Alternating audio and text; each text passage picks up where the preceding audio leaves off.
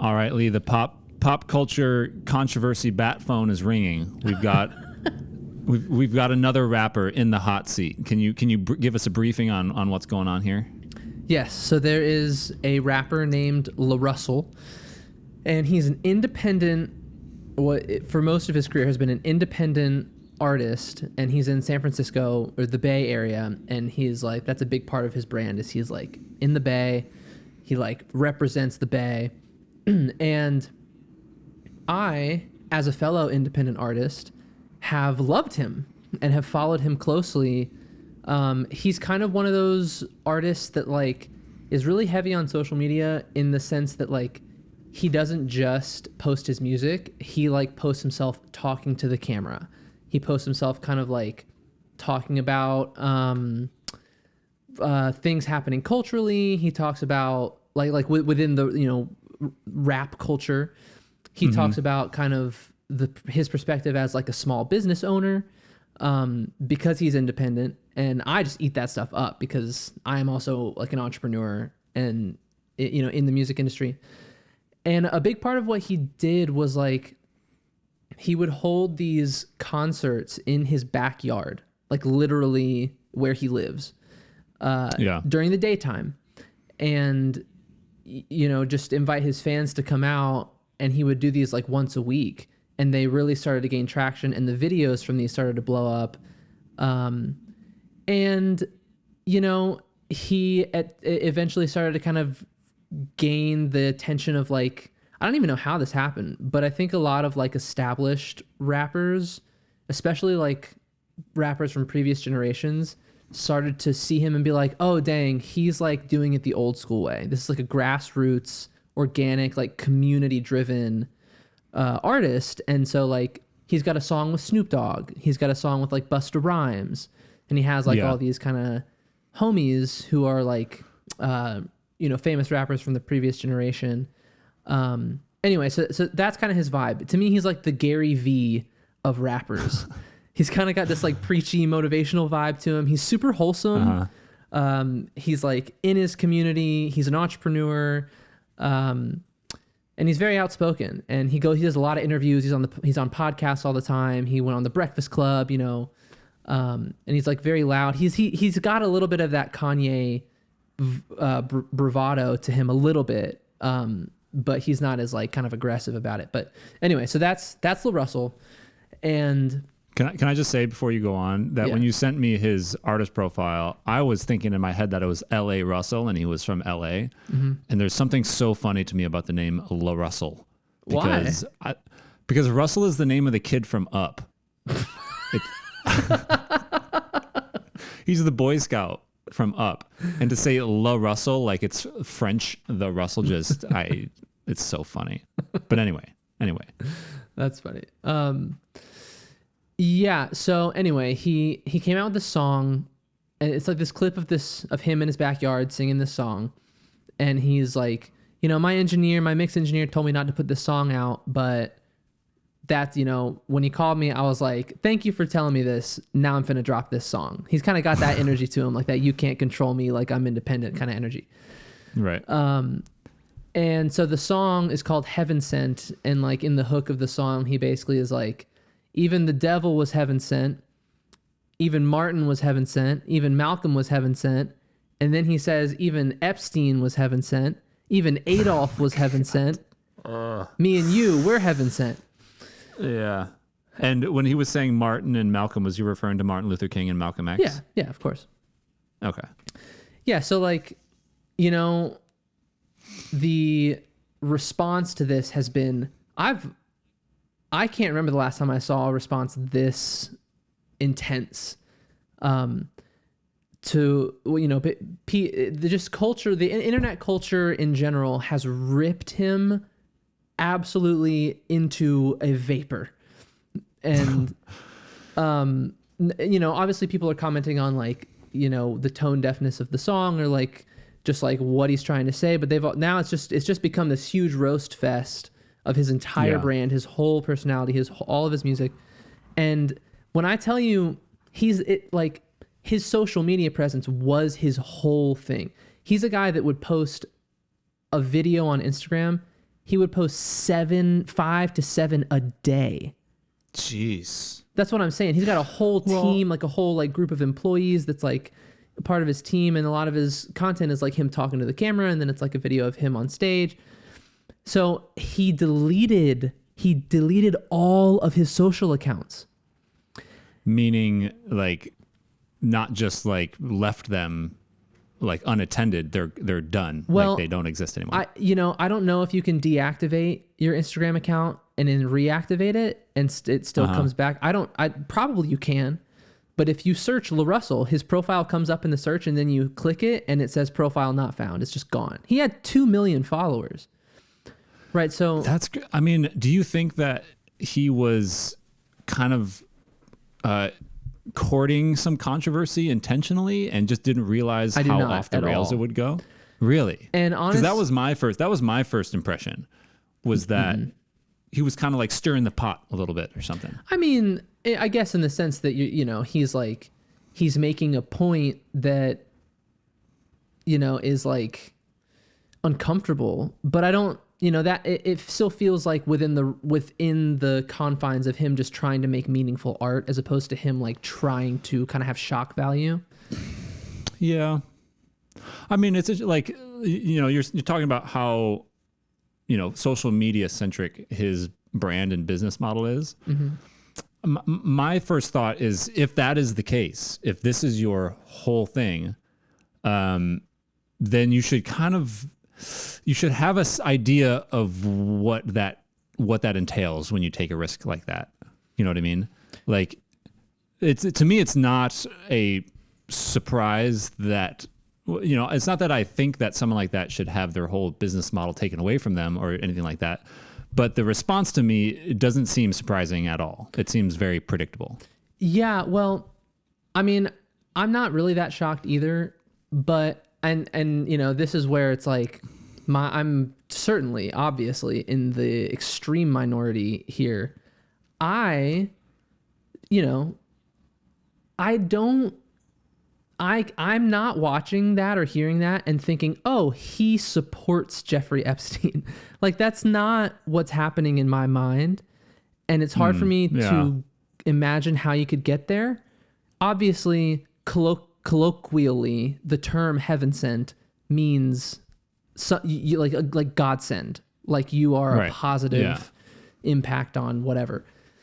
But at least the first time I saw it, it just clicked in my mind. I didn't have to think about it. That the point he was trying to make was, and it's similar to a conversation we've had many times, which is like, we're all human, and the best of us and the worst of us all share this common thing, which is humanity. And at the end of the day, we're all just this being that's searching for love and whatever. And, I don't necessarily, to me, it feels like a commentary on the nature of existence, as opposed to like some kind of justification for these evil people. Because I think that he would, in a heartbeat, like, just like say that Jeffrey Epstein was like the scum of the earth, but he's just trying to make this larger point. And I don't think it was well done. Like, I don't think, like, it doesn't move me. Well, if you don't think it's well done, don't you think that is kind of the open door to someone interpreting it differently? Yes. And I have completely... Because earlier you said you can't even see how someone could see that. Well, I can. I can't take the leaps in my brain to get there, because okay. But yes, I can't, especially because of the term heaven sent, and because it has such a positive connotation to it. Like, yeah. So let me give you my first read on the song, because the tone and the mood of the song, I think, is very much a part of sure, how it's interpreted. It's like a dramatic and piano. The tone is like a feel good, like, right, almost sort of churchy, like, right, very vulnerable. Like, I'm talking about like what, things that are really important to me, which if you listen to his music, a lot of it's just like having fun, cool trap beats and just, kind of silliness in a good way. Uh-huh. And this is like, no, we're talking about the real stuff now. Mm-hmm. And what I take away from it is it feels to me like he's saying, I believe this so much. I believe in my, religion, my, faith or whatever so much. He's not even all that religious either. What? Yeah. How could that possibly be the case? Huh? So what? How? Yeah, I mean, if you listen to that song, you would come away from that being like, this is a Christian rapper. No, not at all. I mean, he curses a ton during that performance. Yeah, but you can curse and still be super Christian. Well, everyone's, you can't from curse. An outside perspective, everyone has their view on what is acceptable and not within a religious framework. Totally. You can curse and be a Christian person who is a rapper without a doubt. Chance the Rapper, great example. You cannot curse and make Christian rap. It's a genre thing. It just doesn't. You see what I'm saying? I didn't even know it was a genre. Oh, it's totally a genre. It's a big time genre. But I think of is it Chance the Rapper who's Christian? Yeah. To me, that's Christian rap. It's not a pejorative. I like Chance the Rapper. Or what about Tobe and Wigway? Would you consider him Christian rap? No. That's crazy. I mean, it's so heavily religious, though. I know. It's rap music about Christianity. Okay. But if you heard music from the actual genre Christian, it would be immediately clear. Okay. Would I hate it? No. A lot of it's really good. It's just it's much more. It's the lyrics are much more. They're like strictly about God. Okay. And I had no idea that this distinction existed. I did not know about this. Yeah, and I mean, it's not like there's some rule book. It's just if you go to like the Christian rap playlist on Spotify, you're not going to hear the F word even one time. They're not going to be cursing. Yeah. So that's all I mean. That's not like a part of his brand. Right. That he's like a Christian rapper. Maybe a better way to put it is, okay, so I come away from listening to his song thinking that this guy is very much in the same vein as a Chance the Rapper or a Tobe and Wigway. Yeah, you could say that. In which his religious beliefs are playing a major role in his his themes of what he maybe in that about. song. But as someone who's followed him for a long time, on the spectrum of like religiosity, whether it's Christian or otherwise, Chance the Rapper and Tobe Nwigwe are way to the kind of extreme, and LaRussell's way towards like the middle. Well, then that song really represents an announcement of if I was listening to an artist and that wasn't a big theme, and then that song dropped, I would think, okay, this guy's way more into this than I realized in the first place. Maybe. I mean, he's probably talked about it a few times. Yeah, if you're not like super tapped in, you might feel that way. And to me, it sounds like him talking about these controversial names is a way of him demonstrating. It feels to me a way of him demonstrating, I'm so into this belief that I will push it to this extreme, and kind of for its shock value, because I know that it will elicit emotional response from people, and I'm demonstrating I'm so committed to how I see the world that I will say this about the kind of the worst people in the world. Yeah, I would agree with that. That to me, that's kind of the only reason to do it. I can't think of another one, right? You're again demonstrating the veracity of your beliefs by pushing them to the extreme and standing by them at the extreme. Right. And I think that's if you are saying I will push myself to that extreme and stand by it in that case, you are kind of accepting the consequences to a certain degree. That's the whole idea. You're inviting people's extreme emotional responses, and you're using those names because you know that that's what they're going to elicit, right? Yeah. Isn't that the whole point? Of course, everything is fair game in terms of like, if you're a public figure, everything you say, you've signed up for it to be under the microscope. You've signed up for people to be outraged by anything that you say, especially if you're going to dip your toe into the waters of controversy. Yes, you've signed up for it. There is no foul play when people are outraged. However, I think the way I see it is like, I'm just trying to, like, when I look at the outrage, it feels as if like people are reacting as if he came out in direct, explicit support of Jeffrey Epstein. And I think those people's opinions, I don't feel that way. To me, it feels like rage bait, and it's kind of embarrassing to get super worked up about it. Like, Right. You know what I mean? It's like, this is just the internet saying dumb things. Just, if you can't, right. You got to realize, it's rage bait. Sometimes it's good to not be a victim of rage bait. But I don't think those people who got worked up about it, I also don't think I can tell them they're wrong, because they feel strongly about very serious topics. Right. Like, if you're talking about, I don't want to get into what the topics actually are, but sure. If you're getting into the people he's naming, you're getting into very real, widespread human suffering, right? Yeah. And those people, you can have strong opinions about very real, widespread human suffering. And I think it's, if you dip your toes in that water, you got to swim in the water. You know what I mean? Yeah.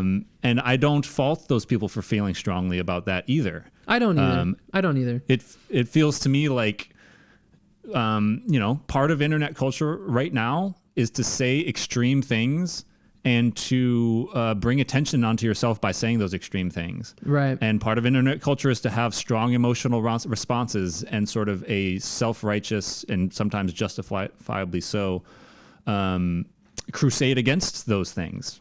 And that's the world in which we live. Yeah, I agree. And I think never throughout like watching this process happen have I felt like people aren't necessarily justified. I just, am careful to ascribe intent on something that I don't have 100% confirmation of the intent. Sure. Yeah. And so that's just me. But obviously, it's such an inflammatory thing to say that I get it. I think the other side of it for me is like, I was such a fan, like, right. And more than just the music, like I'm an independent artist, and that's a really hard thing. And it's a very specific, occupation. There's not a lot of them. And I'm a content guy. And so when I have people kind of in my little circle of the internet that are like leaders, pioneers of this very specific occupation, I get like attached to them. Like Nick D is a good example. He's somebody that I looked up to for a long time because he like spoke about, strategy and wisdom for independent artists. And LaRussell was kind of in that lane. And now his socials are gone. And it's been crazy for him to be kind of this like quasi like mentor figure kind of in my mind. And I go to his profile and it's gone, and it's like he's dead. Because that's the only time I could ever see him. And what do you think drives his revenue the most? Do you think it's streaming?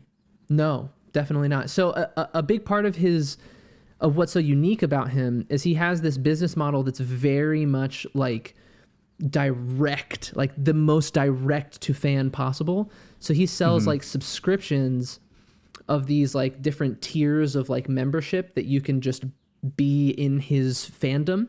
So he has like this gold card that you can purchase, and you get all kinds of perks with it. You get like whatever discounts on merch. You get free access into any LaRussell show ever. Oh, really? You just walk into a show? Yes, but it's like $1,000. That's like $1,000. The gold card. It's just a one-off? A one-time purchase. Yeah, and then you just... Oh, for free shows forever? Forever, yeah. That's very worth it. Right, so... and he Presuming also, you go to like a couple shows a year or something. A lot of his shows are pay what you want. Like 90% of his shows have been pay what you want. Okay. He sold vinyl records... or no. He sold CDs like 2 months ago. And his whole goal was like, I'm going to try and sell 100,000 units in a month. And it's all pay what you want. And he had like 3 different people pay $10,000 for a CD. So he's got this very... Oh, he also will sell percentages of his songs to his fans as like almost like a public company, like you're buying stock in LaRussell and you own like 2% of this song. So he's got this really innovative business model. Let me ask you this. From your read on what his fan base is, do you get the sense that it's a fan base that would kind of find, bluer waters after this, or that would kind of hang with him and wait for the hubbub to die down? I don't know. And like literally I am on the edge of my seat. I'm so like every morning I wake up and I check and see if some new development has happened, because I don't know, there's something about it that like it's different than like I don't know, Post Malone getting canceled. That, you know, there's something but there's something about this guy. He's so grassroots, and I don't know. I guess I just have a personal connection to him that I'm just so curious how it's going to play out. Like, what is it going to look like 2 months from now? Because he's got a whole team, you know, that he talks about, like salaries and all this stuff. And I'm like, dude, what is going to happen? Yeah, well, let me just briefly talk about what he actually said in the song and give you my opinion on it. Yeah, please. But I want to be careful because I can hear in your voice, because we've known each other for long enough, that this is like a, you know, I'm not going to call it personal, but that there's a lot of good reasons that you feel a different level of connection with this guy. One, you know, because you understand the precariousness of his whole existence. Right. And two, because the subject matter is something that you connect with as well, right? What they're actually talking about. A little bit. I like I said, I think whatever point specifically he was trying to make was poorly crafted. So I'm not too sensitive about this. You know, it's like if someone heard the song, and it sounds like they did, like a producer of his heard the song and said, "Don't release this," right? Yeah. And he did anyway. To me, that says he really thought about it, that he took that person's opinion seriously, thought about what the future ramifications might be, and then said, no, I believe in what I'm saying in this song so much that it's worth risking whatever this guy finds to be, you know, potentially hazardous about releasing the song, and releasing it anyway. And when I think about what he said in the song, to me, it's... I would consider it to be, let's say I was just analyzing it based on the words on the page. Mm-hmm. What do these words mean? Right. And what do I find the implications of those words to be? I would find it to be a fundamentally immoral thing to say. Okay. Yeah. Tell me about that. Well, you know, this gets into like a whole metaphysical opinion about religion sort of thing. Okay. So I don't know if we want to go down this rabbit hole. I want to go. I can give okay. I can give you the bullet point version. Yeah, of it, give me the bullet points. Which I'm to so me, curious. the implication is that, like, okay, if God is controlling everything, or not God is controlling everything, if you believe in God in the way that He does, sort of everything happens for a purpose. Like everyone who is put on the earth and that does the things that they do, they've been sent there because. You know, a higher power has decided that their influence is necessary for a certain reason. Right. I mean, what do you think? Are we still on the same page with that? So I love that you said that, because to me, that seems like a pretty straightforward read on what the song is. You're totally saying, right. It does. And that it's not the read that I got, but hearing you say it, I completely agree that is a very straight line to draw, and I do not like that point at all. That point bothers me a lot. Meaning you can see how people would read it that way? Oh yeah. Like, what do you mean you don't like it? You don't like it? Like if that had been the exact thought that went through my mind when I first heard it, I would be like, I'm gonna vomit. My bet is that that's how about 98% of people read it. Yeah, I think you're right. And I think probably, and I think, I don't know, because I think about things like this frequently and I have my own kind of like little doctrine that I believe, maybe I saw it through the lens of that, but I can honestly say hearing you say that is the first time that specific interpretation occurred to me. Yeah, my guess is that 98% of the people, what they interpret from this is he's saying, yeah, there are these bad people doing bad things in the world, but God sent them there. And there's a higher purpose behind those bad things that they're doing. And if you just kind of like hold on and wait and see, the whole thing's going to kind of play out the way God wants to. Right. Right? Mm-hmm. And that, to me, I don't think all religious views and Christian views on the world are immoral. I find that to be an immoral belief based on what those people do in the world. Right. You know, in that case, I find that to be an immoral God. Not a God I want to follow, not a God I would worship. I find it to be a bad God. Yeah, right? I would agree with you completely, actually. So, I think if I were to present this message to him, I think maybe he would probably try to explain it more fully, right? Or explain it a little differently, or explain to me why I'm misinterpreting his message, right? But that brings me back to the idea of someone warning him, don't release this song. People might think this about what you're saying. Him thinking about it very deeply, I assume, I don't know, and then deciding to release it anyway. And so that's why, in my view, I'm kind of like, it sucks that his business model is in very real danger. Right. But to me, it shouldn't seem like a total out of left field, why is this happening to me situation, Yeah. And okay. The difference in the way I interpreted it really kind of comes down to, you remember when we talked like a few weeks ago about, yeah. And when I think about that conversation, I can see the lane into which someone might go. But to me, that's a very specific. Are you talking about like the Calvinism? Yes. And I remember. Yeah. See, I held on to that. And right? I don't vibe with that. Right. Yeah. I know. Right. If you did, I would call you an immoral person. And I don't believe that. Right. Yeah. Yeah. See, what I thought he was saying was like more along the lines of the free will conversation we've had, which is like, we're all human, and at the end of the day, like, you might feel like Jeffrey Epstein and whatever are these like different species of like demon people that you are kind of just completely and totally different from you. But at the end of the day, we all come from the same place.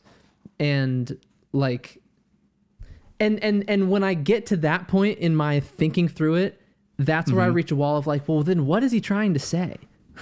Right. Like if that's the point he's making, that we all come from the same place, like what's the moral? Like what's the message that I take away that like enriches my life somehow? And I don't know. And that's why I'm like, okay, it was just poorly done. He was trying to make some kind of point about togetherness, oneness, humility. I don't even know. It just kind of all falls apart. But the idea that it's like, oh, these people served a positive purpose in God's plan, that's where I'm like, whoa. Like that's not the God that I am. Yeah, and let's just assume he meant something closer to the point you're making. Yeah. Let's give him the benefit of the doubt. Let's think charitably about what this guy was trying to say. It's a fairly subtle point. It's a point that you have to really explain to someone. If you want to take someone who we kind of as a culture broadly perceive as a bad person who has done very bad things to lots of people, right? You got and you want to start to talk about how that person's a real person, and there are reasons and their upbringing and all these sort of things that things went wrong and they got to this point. That just requires a whole breadth of background knowledge and couching what you're about to say by explaining, listen, I'm not justifying any of this, right? In a way that is really hard to do in like 3 lines in a rap song, right? Yeah. Well, yes. And so, that's why to me it felt like rage bait. It felt like he's got to know that this isn't going to work, and he's got to be trying to kind of like elicit a response to like generate some outrage and some controversy and some attention or something like that. See, I don't see how anyone could think they were making that point in 4 words and be shocked that it didn't land the way they thought it might. Here's where, so if he's making the point that you initially described of like, these are all intentional pieces in God's puzzle, and they like, served a positive purpose at the end of the day, that's a whole different thing. And like I said, because I just see the world through a faith lens that's fundamentally different from that never hit me. Right. So if that's the case, it's a completely different conversation in my view. So we'll put that on the shelf. If he's saying something more like what I was describing, then my perspective on what you're talking about being like the intent about like whether it's rage bait or he thought this through, and he still decided to put it out. he is like I said, is a guy that posts 6 times a day. He literally he releases music at the same rate. He releases more music than we do. He releases like 4 albums a year. Like he goes crazy. So in that way, I'm like, I know what it's like to just be so kind of like on to the next, not overthinking things artistically. You just put stuff out. You just, you know, it's like you're very much on a quantity, you have a quantity mindset. And I could very much see kind of him writing this thing. In his mind, it kind of makes sense, and he doesn't really scrutinize it that much in terms of like how the actual words, like what his overall point is, and like, is it a coherent, you know, like point that I'm trying to make, or does it kind of like fall apart? Is it like, is it easily interpreted other ways? Blah, blah, blah. I could, you know, I can see a world where you're just moving quick, and you just put the song out, and then it kind of all blows up in your face. Yeah. I mean, if you're a pioneering entrepreneur of the internet space and this is blindsiding you, it's kind of on you. I really think that it's like, dude, these are the waters in which you're swimming, man. If you don't know what's going to make people really angry, then, you know, what it's just, I don't know. It just seems so predictable. Like the outrage behind it, just to me, is just like, oh, yep, another day on the internet. It's just not that. It's not at all surprising to me. I mean, here's another thing worth saying. I think he's expressing a fairly mainstream religious idea, and I'm not saying you believe it. Yeah, that's true. But, and to me, it reflects. If I were to, you know, be critical of it, it reflects something that bothers me about some parts of, you know, religious faith, is that I think people buy into these ideas without really thinking them through. And not everyone, of course, but I think it's fairly common for people to sort of ascribe to these ideas about what it means for good and bad things in the world to happen because it makes you feel a certain way, without really thinking through the ramifications of what those things mean. Like when you dig down, so you think this, that means this, and that means that, and that means that.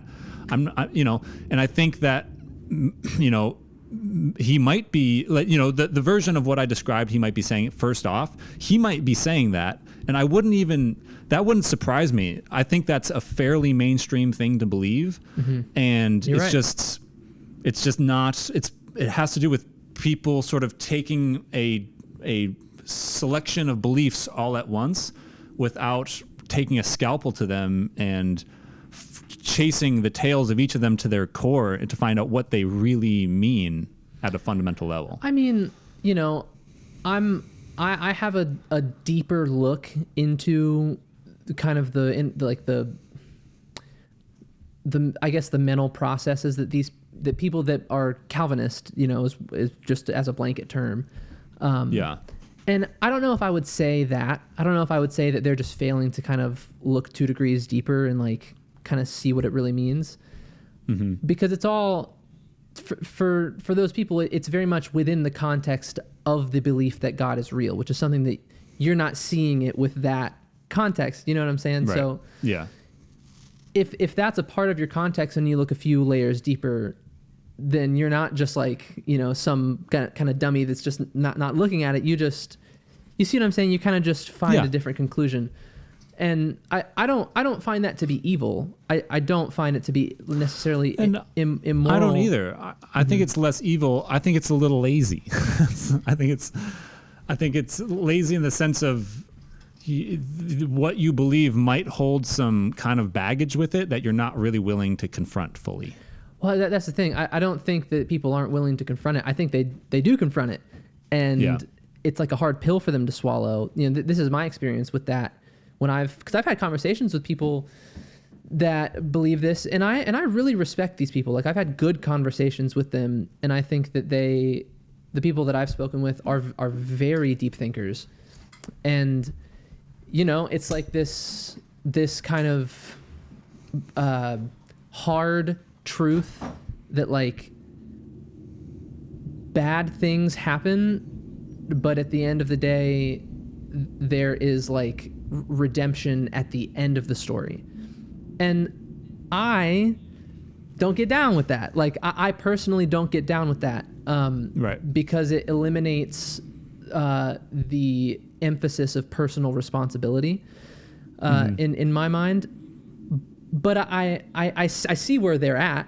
I see where they're at. It's meant to be an ultimately hopeful perspective on the world. Yeah. Yeah, it's a tough one, man. It's a tough one. I think if you were to pin me down, if you were to put me in a corner of my own personal beliefs, the belief you're describing that you don't ascribe to, on a technical level, I would have to describe as immoral. I get it. Even though I don't necessarily think the people who believe it are immoral themselves. I think they are really fighting to have the most moral belief they can. By the rules, by the pillars on which my personal beliefs are built, I would have to, on a technicality, call them immoral. I get it. I do. With nothing but the best intentions. Yeah, I get it. And like I said, that worldview bothers me a lot too. So, but okay, I'll say one more thing about this that I'm interested to hear your thoughts on. Okay. The LaRussell gave like one interview right after it all happened, like the day before he deleted all of his accounts. And he said a few different things, but just the one stood out to me.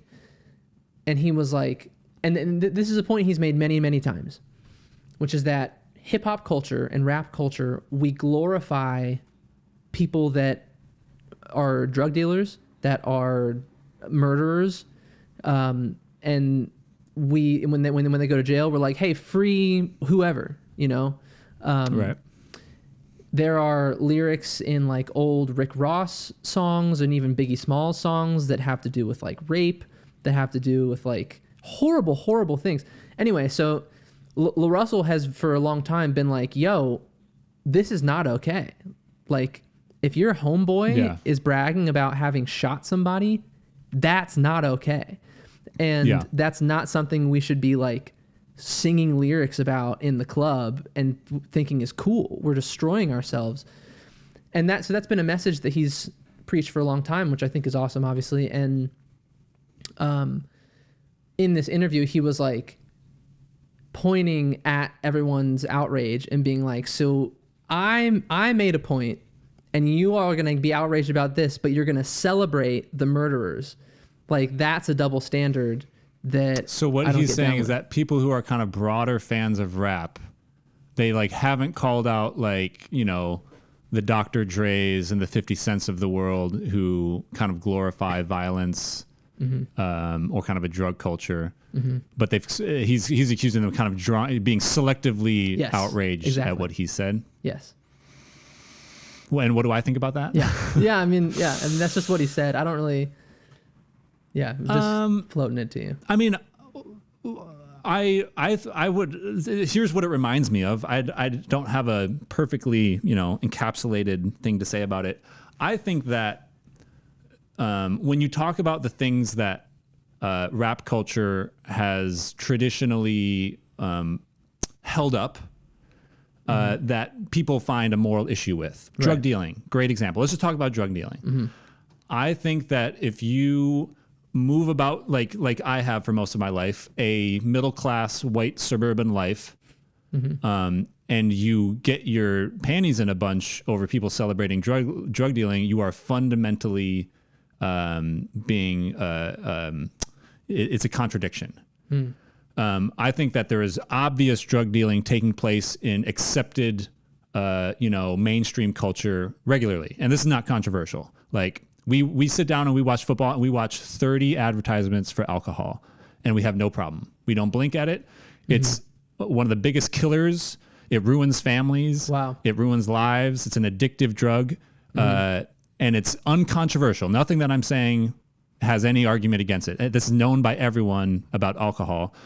And the only reason we don't say more about it is because it's normal. And the idea of drug deal, the idea of being outraged about drug dealing and not about alcohol, to me, is a fundamental contradiction. Wow. And so I think I find myself, I don't know where that puts me on the spectrum of what he was saying. Right. But I definitely have my antennas out for kind of selective outrage like that. Like it's kind of looking at someone else's culture and seeing something that is questionable and being really critical of that and not looking at your own. And that bugs me. That really bothers me. And I personally try to avoid those things in my own culture that I was brought up in. So when you're talking about, okay, so he's complaining about the selective outrage of that versus him talking about someone like Epstein or Hitler or something like that.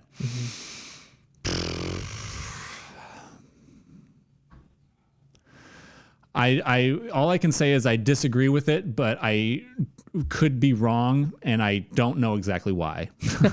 That's something I need to think about a little bit to kind of parse that out fully. Yeah, I mean, to me, I think on paper, just technically, it is selective outrage. However, the outrage happening towards him is kind of happening in a different arena. Right. It does feel like he's kind of bringing up something very different. Like we're kind of, you could look at anyone who's outraged about anything and say, well, why aren't you outraged about that though? Like as if to be outraged about something, you must be outraged about everything. Yeah. I mean, I get what he's saying because the people that are coming for him are hip hop people. So it's like, they're in the same world, but he is just making, like, he has stepped into an explicitly philosophical arena. And so it's a philosophical outrage, right? It's like, it's an outrage about his beliefs, as opposed to like, and honestly, the example you gave of like people being outraged about, cocaine being dealt on the streets, but not being outraged about alcohol being sold, on TV. It's kind of similar. It's like, violence in hip hop music is just normalized. It just is. And I mean, violence is, I think you have to, I think like alcohol and cocaine are a little bit more analogous because they're so analogous. They're both substances. Both literally drugs that you consume, and they, are mind altering, and they ruin your life if you keep consuming them. Right. When you go, all right, child molester, drug sales, that's a little bit different.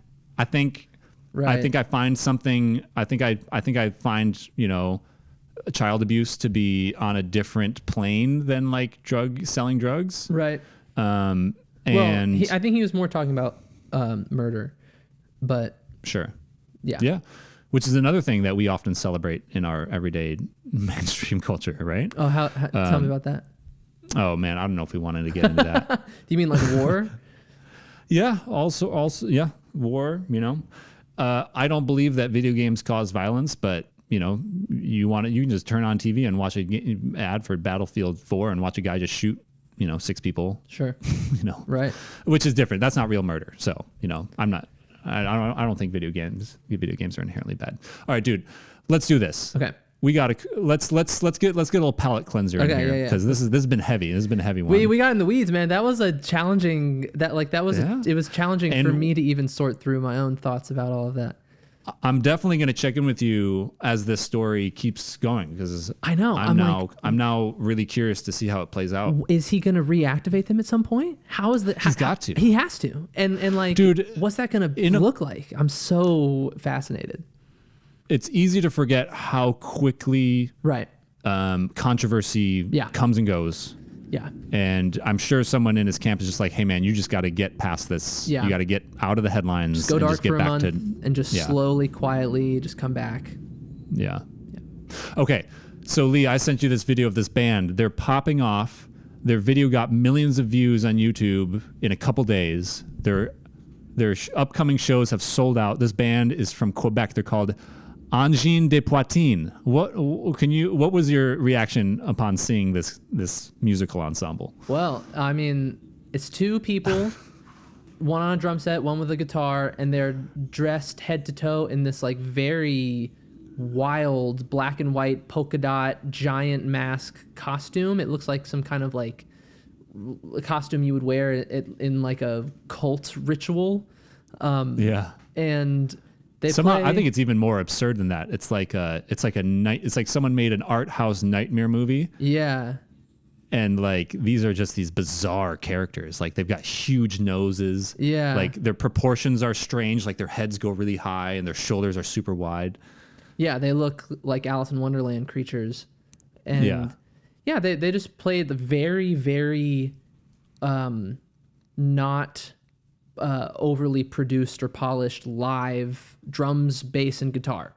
And the one dude has a loop pedal. It's very much just like the dude playing a very raw sounding drum kit and he's really good. And the other dude just playing weird kind of like avant-garde style bass and guitar little licks. And like they kind of create via looping kind of a larger little arrangement. And then they kind of like switch up the syncopation and like the rhythm underneath. And I don't know, it felt like art music. Totally. It's I don't know if you noticed, it's a microtonal guitar. Oh, is it really? The frets are divided into smaller subdivisions of frequency like than quarter normal steps. guitar. I honestly thought, based on how bizarre and crazy and avant-garde they looked, that the music, I was surprised at how not weird it was. Like it's weird for sure, but it's kind of like a weird take on sort of almost like surf rock or something. Right. Sure. I mean, my takeaway from it was I was excited that something so bizarre and like fresh people were immediately drawn to. Me too. I thought that was awesome. I like that a lot. You know, a couple days before I sent you that, I had sent you like the first full AI generated music video, and it was the flattest, stupidest, most boring piece of crap I'd ever seen. You didn't miss. You could just imagine what you think an AI generated music video would be, and it's worse. It's flatter and less interesting. Well, you saw than that. Sora was. I mean, it's officially being closed up, it's right? Done. That's a whole nother podcast worth of stuff to talk about. And Sora is that's OpenAI, right? Like that's the Chat GPT. Yeah, OpenAI's video generator. It's closing down.